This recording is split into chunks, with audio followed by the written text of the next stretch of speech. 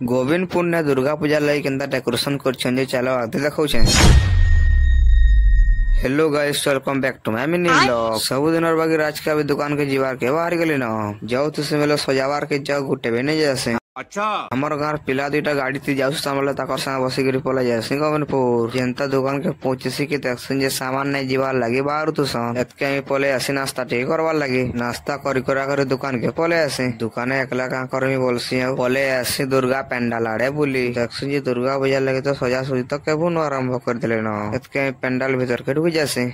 देखसे जे मूर्ति मानकर काम चलू थसी एतकेटा बाहर के बाहर से मेरा देखसे जे माने गज गोटे काटी के रसी ठीक है तो सन इटा बोली करी पले आसी दुकान के एतके फिर पले जासी स्प्राइट गोटे घिनवार लागे घिनी गुना करे आसी एतके बाहर टेबल गोटे थसी जे भीतर के ढुके देसे हाला जे की 12 तब बजी थला न। अच्छा बेला इटा दुकान के बंद कर देसे देखसी जे टेम्पू गोटे लगी से बेला टेम्पू थी बसिक पले आसे का के तो इटा हमार घर बस स्टैंड ने उतरी देसे आउ चाली चाली पले जासी घर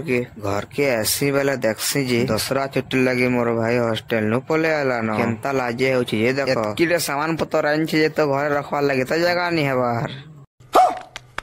तो आज ब्लॉग टाइप किसला फिर भेटवा नेक्स्ट ब्लॉग।